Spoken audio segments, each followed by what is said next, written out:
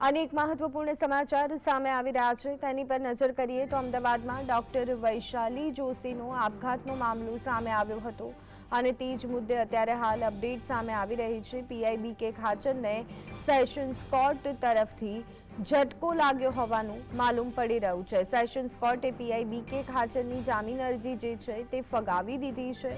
તો આ સાથે જ આપને જણાવી દઈએ કે આરોપી સામે ગંભીર આરોપ છે, ગુનામાં सक्रिय भूमिका है। आ वातने पण सेशन्स कोर्टे ध्याने लीधी है। आरोपीने जामीन न आपी शकाय तेवुं पण सेशन्स कोर्टे कह्युं छे।